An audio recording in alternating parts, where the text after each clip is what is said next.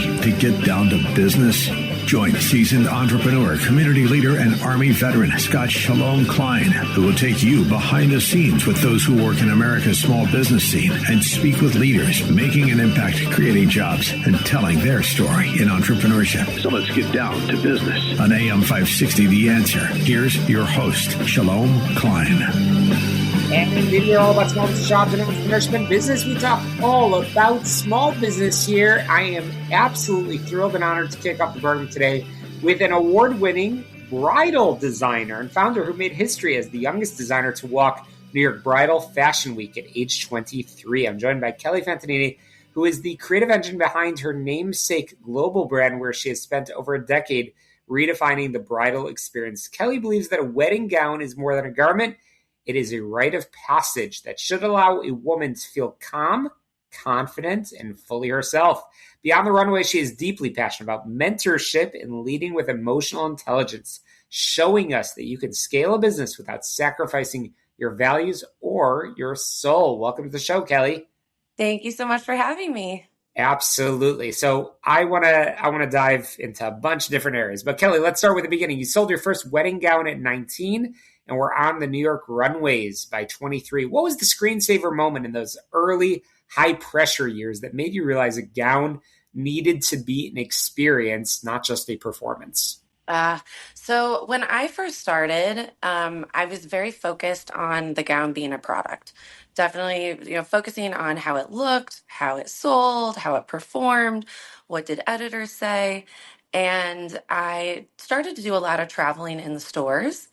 And there was a moment when I was in a store, I remember watching a bride in one of my dresses. And in that moment, I realized she wasn't just wearing it. She actually became something in it. I get a little emotional when I talk about it because every time I see it, it like never gets old. And it's so beautiful to witness the transformation in front of my eyes.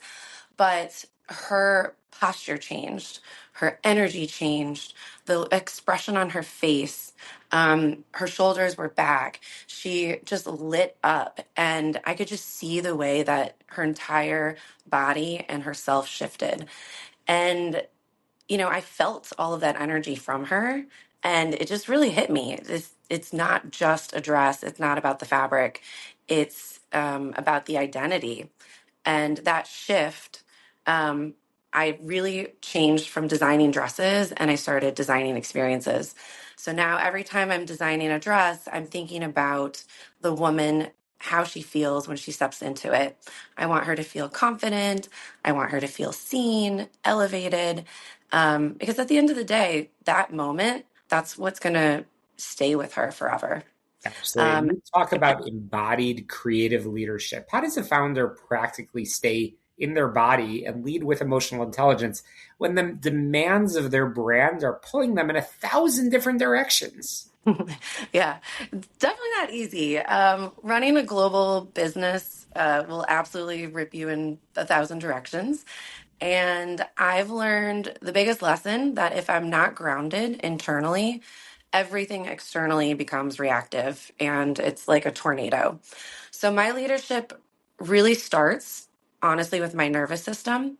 And I prioritize things like meditation, stillness, just taking like a deep pause or a deep breath before I respond, especially when things are kind of chaotic. And that really allows me to lead with clarity instead of urgency. And, on a practical side, I've built systems in my company where my team comes to me with solutions, not just problems. So that's also, allowed me to shift from being a fixer in my business to a visionary. And, the emotional intelligence to me is not just about, understanding people. It's really truly about mastering my own inner state so that I'm not leading from stress. Because at the end of the day, if I lose my center, I lose my leadership. And, so for me, protecting my energy is actually the biggest part of my job.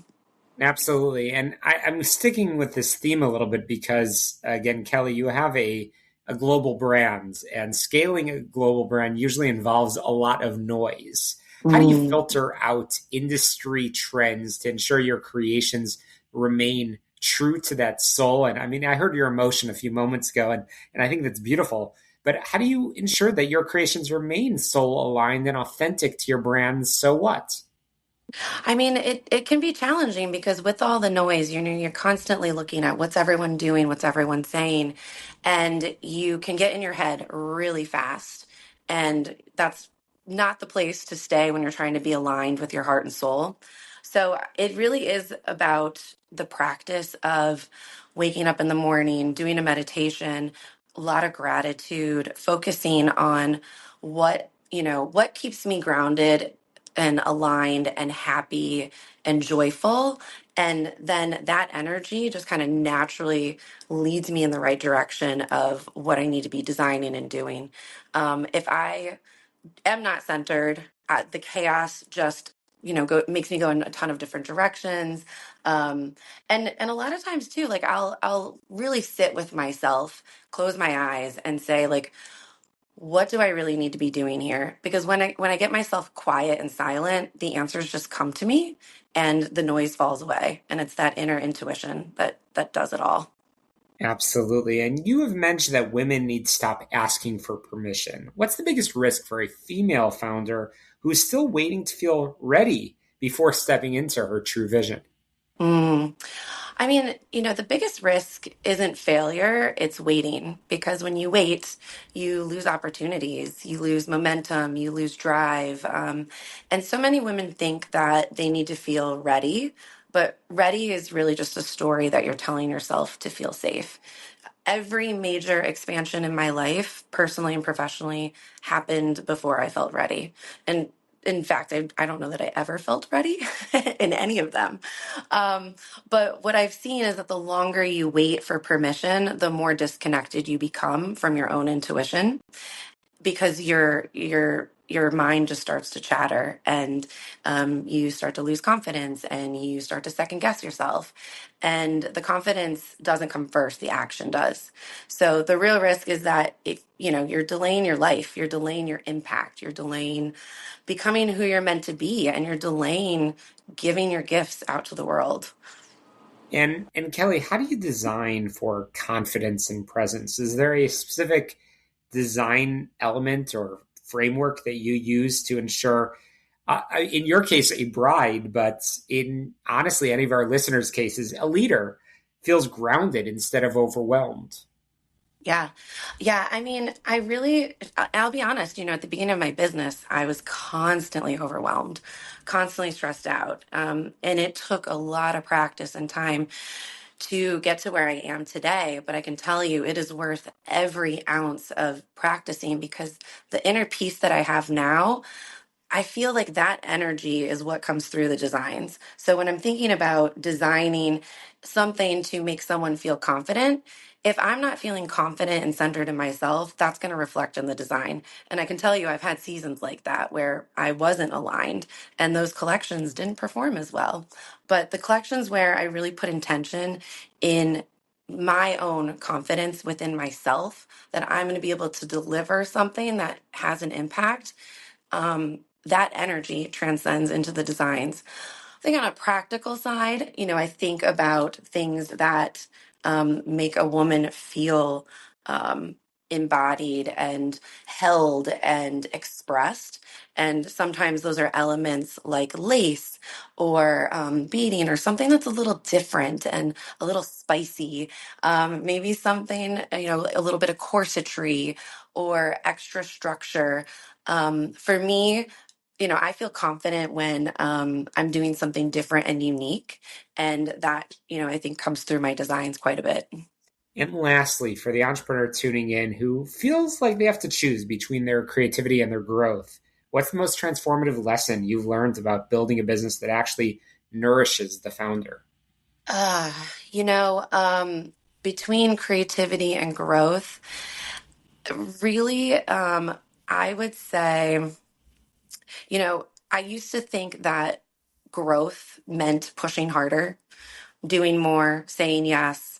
Um, and a lot of times when you're doing that, you're kind of abandoning yourself. You're not fully in alignment. And those are the moments when you feel burnt out you're building something that's not aligned. And I did that for a long time. And now I operate very differently. I make decisions based on, does this expand me or does it drain me? Am I excited and lit up, or am I reluctant and feeling fear? And I've learned to separate my role too in the company as a visionary from the operator. So, I don't need to be in everything in my business. I really need to be in the right things. And when I'm in the right things, I'm more aligned. Kelly, real quick, how can we learn more about your brand and learn more about you? Yes, you can come to our website, www.kellyfaetanini.com, and check us out on Instagram at Kelly Faetanini. Fantastic. Kelly, thank you so much for being so raw and vulnerable and teaching us so much in our conversation. Really appreciate it. We're going to squeeze in a quick break here on Get Down to Business. Don't touch that dial.